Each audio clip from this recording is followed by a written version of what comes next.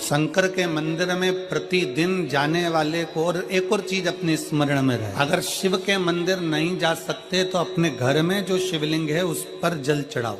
और यदि आप अपने शंकर के घर में शिवलिंग पर भी जल नहीं चढ़ा पा रहे हो तो किसी बेलपत्री का वृक्ष हो, उस वृक्ष के नीचे भी जल चढ़ाओ। और कभी कभी मौका मिल जाए, कभी भगवान शंकर की बड़ी करुणा हो जाए, भगवान शंकर की बड़ी उदारता हो जाए, भगवान शंकर की बड़ी कृपा हो जाए, बड़ी कृपा हो जाए, भगवान शंकर जिस दिन तुम्हारे ऊपर बड़ी कृपा कर दे, किसी सोमवार को 3 नियम बना लो। जिस दिन मेरा भोले बाबा तुम पर कृपा कर दे उस दिन सोमवार का एक नियम बना कि महीने का एक सोमवार मुझे ऐसा करना है, 3 नियम धारण करना है महीने के सोमवार को। पहला, सुबेरे जाकर शंकर भगवान को 1 लोटा जल चढ़ाना है। दूसरा, दोपहर के समय पर जाकर मुझे बेलपत्री के वृक्ष के नीचे एक चावल का दाना रखकर बेलपत्री की 7, 11, 21, 108, 51 जितनी परिक्रमा आप लगा सकते हो वो लगाना है। और तीसरा, बेलपत्री के वृक्ष के नीचे और शंकर के मंदिर के दरवाजे पर मुझे एक घी का दीपक लगाना है। बस ये 3 नियम जिसने महीने में एक बार ले लिया, समझ लो उसको पीछे हटने की जरूरत ही नहीं, वो आगे ही बढ़। महीने के किसी एक सोमवार का ऐसा नियम बना लो कि मुझे 3 नियम धारण करना है महीने के किसी भी एक सोमवार को। हम ये नहीं कहेंगे कि तुम सोमवार 5 पढ़ रहे हैं तो 5 को करो, 4 पढ़ रहे हैं तो 4 को करो, 3 पढ़ रहे हैं तो 3 को करो। तुम तो महीने का एक सोमवार का नियम बना। और मेरी जीजियों से, मेरी बेटियों से जो विदेश में रह रही हैं, जो कहीं बाहर रह रही हैं, कहीं बड़े शहर में रह रही हैं, जो रोज मंदिर नहीं जा सकते, हर किसी महीने के एक सोमवार को भी ये नियम निर्धारण करते, तो उनसे कहेंगे कि 3 महीने में एक सोमवार का नियम बना लो। 3 महीने में नहीं बना सकते तो 6 महीने में एक सोमवार का नियम बना लो। और 6 महीने में नहीं बना सकते तो 1 साल में एक सोमवार का ऐसा नियम बना लो कि मैं साल का एक सोमवार ऐसा रहूंगी कि सुबह सोमवार के दिन मंदिर में जाकर जल चढ़ाऊंगी, दोपहर में जाकर बाबा को एक अक्षत का दाना रखकर, अक्षत का मतलब है कि बाबा मेरी दिनों दिन उन्नति करना। बेलपत्री के वृक्ष के नीचे जो अक्षत रखा जाता है वो उन्नति के लिए रखा जाता है। शंकर के शिवलिंग पर जो अक्षत रखा जाता है वो रोग मुक्ति के लिए रखा जाता है। अशोक सुंदरी पर जो अक्षत रखा जाता है वो संतान प्राप्ति के लिए रखा जाता है। षडानंद कार्तिकेय की ओर जो अक्षत रखा जाता है वो हमारे बच्चों की सुख समृद्धि के लिए रखा जाता है। विनायक की ओर, गणेश जी की ओर जो अक्षत रखा जाता है वो हमारे घर में कोई मंगल कार्य आ जाए उसके लिए रखा जाता है। और जो पीठिका होती है जिसपे शिवलिंग रखा होता है, पार्वती जी का हस्तकमल, उस पर अक्षत रखा जाता है तो नारी के अखंड सौभाग्य के लिए रखा जाता है। अक्षत रखने का भी तरीका है। एक चावल का दाना कहाँ रखा जाता है, क्यों रखा जाता है, कैसे रखा। अब कई लोग कहते हैं गुरुजी ये शिव महापुराण में आप ये नियम बताते हो, तरीका बताते हो। हम तो उनसे कहेंगे डॉक्टर के पास जाओगे तो डॉक्टर भी गोली लिखकर ये नहीं कह देगा कि ये सारी गोली एक साथ खा जा। डॉक्टर भी कहेगा ये गोली सुबह खाना है, ये गोली शाम को खाना है, ये गोली दोपहर में खाना, ये गोली भूखे रहकर खाना। बोलो सही है कि गलत है। ये रात्रि को खाना खाने के बाद खा लेना, ये खाना खाने के पहले, ये नाश्ते के पहले। और सुनो, ये दवाई, ये वाली पीछे वाली जो दवाई लो ना इसको दूध से लेना, ये वाली जो दवाई लो ना इसको पानी से लेना। और सुनो, ये डब्बी है इसको पानी में मिलाकर फिर पीना। दवाई लेने का भी तरीका है, उसी तरह शिव महापुराण में एक एक अक्षत का भी तरीका है और एक एक बेलपत्री का भी। कई लोग कहते हैं गुरुजी आप ये तरीका बताते हो शिव पुराण के माध्यम से, कई लोगों के मन में संशय जागता है तो अगर हम एक साथ चावल चढ़ा दे तो उसका क्या तरीका है। तो हमारा निवेदन है डॉक्टर जो दवाई ले एक ही बार में निपटा जाए, एक ही बार में खा ले। दवाई एक बार में पूरी खा गए असर नहीं करेगी, इसमें डॉक्टर का कोई दोष नहीं है। उसने तो बताया था ऐसे लेना, ऐसे लेना। और तुमने मैं डॉक्टर साहब ने पूछा दवाई पूरी ली, शाम की दवाई भूल गई थी, सवेरे की दवाई भूल गई थी, ये दवाई भूल गई थी। डॉक्टर कहेगा हमने तो नियम बताया था, तुमने नहीं खाई तो असर कहाँ से करेगी। तुम असर कब करती है जब हम पूजन के तरीके को जान जाएं, जब हम अर्चना के तरीके को जाएं। आप साल भर का एक सोमवार निकाल लो, 6 महीने का एक सोमवार निकाल लो, 3 महीने का एक सोमवार निकाल लो, महीने का एक सोमवार निकाल लो, अपने से दिल में बन जाए तो एक सोमवार ऐसा निकालो जिसके 3 नियम धारण हो। पहला, उसी सोमवार जिसको कर रहे हो उस दिन सुबह जल चढ़ाना। दूसरे, दोपहर के समय पर जाकर बेलपत्री के वृक्ष के नीचे एक चावल का दाना रखना। और परिक्रमा बेलपत्र की जितनी तुमसे बन जाए, जितनी तुम्हारे शरीर की कब, जितना तुम्हारा शरीर चलते बन जाए। हम तो ये भी नहीं कहते कि तुम भूखे रहकर भगवान का भजन करो, हम कभी नहीं कहते। हम तो यहां तक कहते हैं, हमारे पुष्टि मार्ग में यहां तक कहा गया कि वल्लभ कुल की एकादशी करो, भले बकरी जैसे चरो पर एकादशी करो। हम तो यहां तक कहते हैं कि बहुत समय से कल मेरी एकादशी है, एकादशी है, एकादशी है, एकादशी है, पूरे घर को हिलाकर रख दिया, एकादशी है, एकादशी, एकादशी है। बहू टेंशन में, बेटा डिप्रेशन में, पति पपीता ला ला के, सेव फल ला ला के, मूंगफली का दाना ला ला के, काजू कतली ला ला के, सेव फल ला ला के, और सारा सामान, साबूदाना और खिचड़ी और ना चिप्स ना जाने क्या क्या ला ला के, बेचारा पति एकादशी आती है वो नौमी से चिंता में पड़ जाता। हम तो ये भी नहीं कहते कि तुम व्रत बहुत भारी करो, तुम व्रत उपास भी बहुत टेंशन वाला करो, ना ना ना। अपने को व्रत उपास भी इतना बहुत भूखे रह रहे हो, बहुत प्यासे रह रहे हो, और मालूम पड़े कि भगवान हमें मिलेगा, भगवान हमें मिलेगा। भगवान कहता है कि देख भाई, मैं भी भूखा नहीं रहता, तू भी भूखा मत रहे, मैं भी चकाचक रहता हूँ, तू भी चकाचक रहे, मैं भी अपने। और भगवान शंकर तो ये भी कहते हैं कि अपना परिवार भी मत छोड़ो। मेरे पास में पार्वती भी, एक ही देवता है जो विद फैमिली मंदिर में, शंकर जी हैं तो पार्वती जी है, तो गणेश जी हैं, तो कार्तिकेय जी हैं, तो नंदी है, सब मंदिर के अंदर चाहिए। शंकर भगवान अपने पूरे परिवार के साथ। शंकर जी तो ये कहते हैं अकेले तुम क्यों रहते हो। शिव जी की एक बात अपने ध्यान में रखना, कितनी सुंदर बात है शंकर भगवान की, बहुत ध्यान में रखिएगा।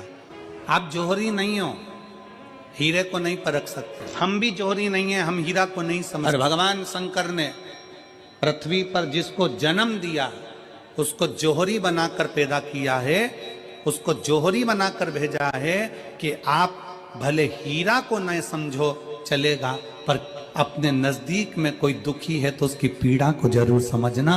भगवान शंकर कहते हैं उसकी पीड़ा का, हीरा को समझो ना समझो पर पीड़ा को जरूर समझो, किसी के दर्द को जरूर समझिए, किसी के दुख को जरूर समझिए, किसी की तकलीफों को जरूर समझिए। हम भी तो अपनी जिंदगी में एक नियम बना सकते हैं कि मैं श्री शिवाय नमस्तुभ्यम का जाप करूंगी, मेरी कॉलोनी में कोई शंकर जी का मंदिर है, हम 5-10 महिलाएं प्रत्येक सोमवार को 10 मिनट बैठेंगी, शाम के समय प्रदोष काल में 6 बजे 6:30 बजे बैठेंगे, 6:45 बजे 15 मिनट बाद उठ जाएंगे, श्री शिवाय नमस्तुभ्यम का जाप करेंगे, शंकर जी को भोग लगाएंगे। अगर एक हफ्ते में 5 सोमवार पड़ते हैं तो 5 महिलाएं अपना नियम बना ले कि आज का प्रसाद थोड़ा सा, कुछ भी शक्कर, खड़ी शक्कर, कुछ भी मैं लेके आऊंगी, माँ भोग लगाएंगे, अपन 5 मिलकर श्री शिवाय नमस्तुभ्यम जपेंगे, प्रसाद बांट देंगे, अपने घर चले जाएंगे। ज्यादा ढोंग प्रपंच नहीं, दिखावा नहीं, कोई एक नियम।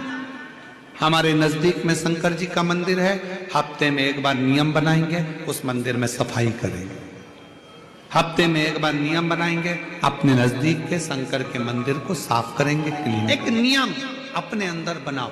शिव अपने भीतर जब हम नियम बना लेते हैं कि श्री शिवाय नमस्तुभ्यम जपना है, शिव को 1 लोटा जल चढ़ाना है, शंकर की आराधना करना है, तो शिव हमारे लिए भी कोई ना कोई नियम जरूर बनाते हैं और हमारा कल्याण जरूर करते हैं। एक नियम बना, इस कथा को सुना, तुम्हारे पति को फल प्राप्त हो।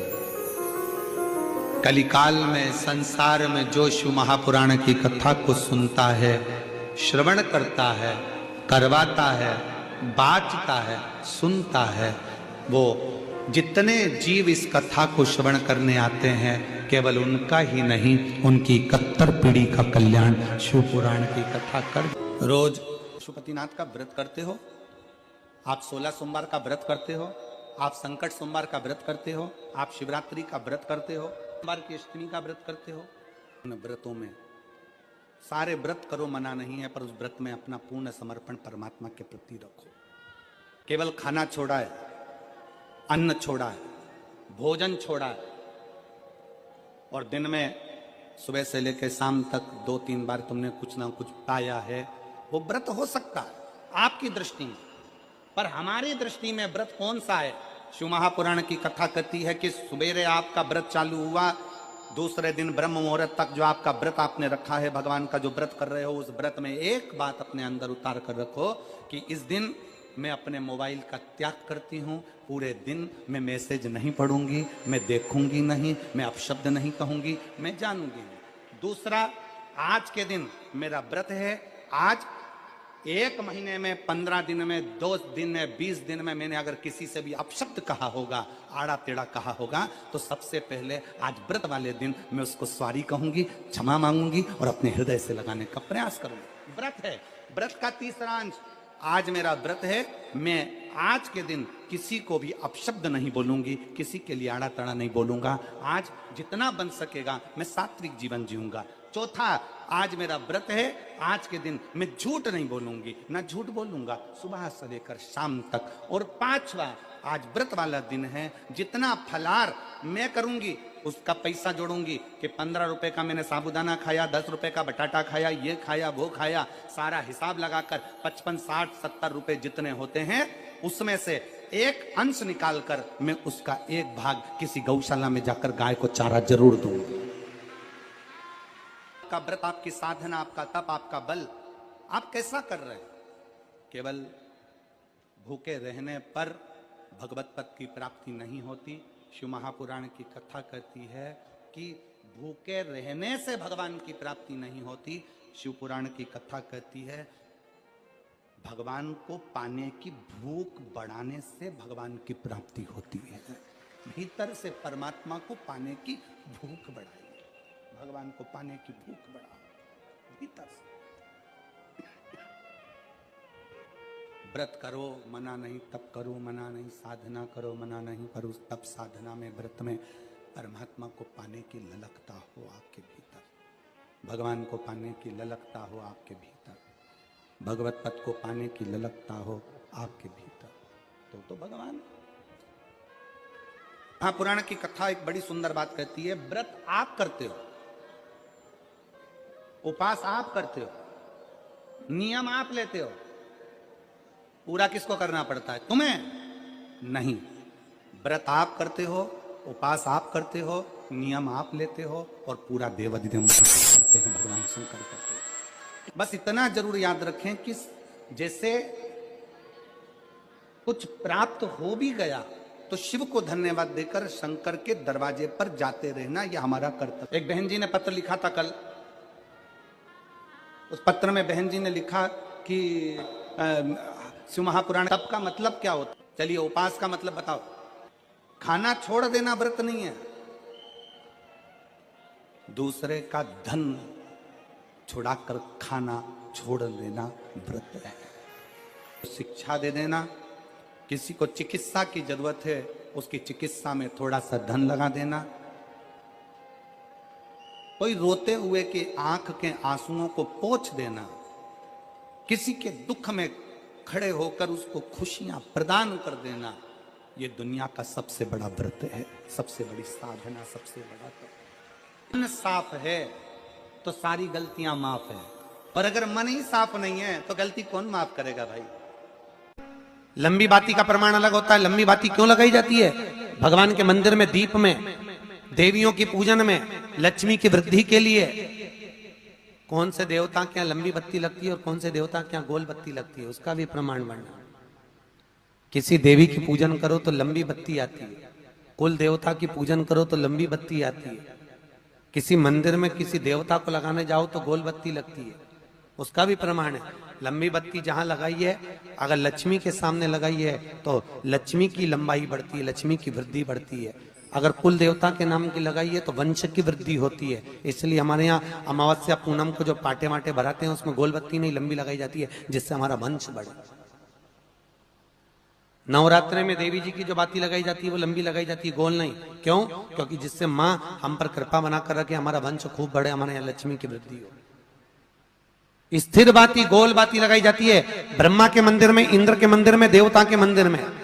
तुलसी के सम्मुख में लंबी बाती नहीं लगती, तुलसी के सम्मुख में गोल बाती लगाई जाती है। स्थिरता महाराज, जिससे स्थिरता का भाव। पीपल के वृक्ष के नीचे कभी लंबी बाती नहीं लगती, बड़ के पेड़ के नीचे कभी लंबी बाती नहीं लगती, आंवले के पेड़ के नीचे कभी गोल बाती नहीं लगती। आंवले के वृक्ष के नीचे लंबी बाती लगना चाहिए। धन की वृद्धि, सुख समृद्धि। तुलसी के पौधे के नीचे लंबी नहीं लगती, गोल बाती लगती। बातियों का भी प्रमाण। आइए भक्तों, आज सुनते हैं तुलसी माता की चालीसा। यह चालीसा सुनने से होती है हर रोगों से मुक्ति, मिलती है सुख समृद्धि का आशीर्वाद। तो एक बार बोलिए प्रेम से विष्णु भगवान की जय, तुलसी माता की जय, भगवती माता की जय। श्री तुलसी महारानी करो विनय सिरनाय, जो मम हो संकट विकट दीजे मात नसाय। नमो नमो तुलसी महारानी, महिमा अमित न जाए बखानी, दियो विष्णु तुमको सम्माना, जग में छायो सुयस महाना। विष्णु प्रिय जय जयंती भवानी, तिहु लोक की हो सुख खानी। भगवत पूजा करे जो कोई, बिना तुम्हारे सफल न हो। जिन घर तब नहीं होए निवासा, उस पर करे विष्णु नहीं वासा। करे सदा जो तब नित सुमरन, ते ही के काज होए सब पूरन। कार्तिक मास महात्म्य तुम्हारा, जाको जानत सब संसारा। तब पूजन जो करे कुमारी, पावे सुंदर बर सुकुमारी। करे जो पूजा नित प्रति नारी, सुख संपत्ति से होए सुखारी। वृद्धा नारी करे जो पूजन, मिले भक्ति होवे पुलकित मन। श्रद्धा से पूजे जो कोई, भव निधि से तर जावे सोई। कथा भागवत यज्ञ करावे, तुम बिन नहीं सफलता पावे। छायो तब प्रताप जग भारी, ध्यावत तुम्हि सकल चितधारी। तुम्हि मात यत्र तंत्र में, सकल काज सीधे होवे क्षण में। औषधि रूप आप हो माता, सब जग में तब यश विख्याता। देव ऋषि मुनि और तपधारी, करत सदा तब जय जयकारी। वेद पुराणन तब यश ज्ञाया, महिमा अगम पार नहीं पाया। नमो नमो जय सुख कारिणी, नमो नमो जय दुख निवारिणी। नमो नमो सुख संपत्ति देनी, नमो नमो अख काटन छेनी। नमो नमो भक्तन दुख हरनी, नमो नमो दुष्टन मद छेनी। नमो नमो भव पार उतारिणी, नमो नमो परलोक सुधारिणी।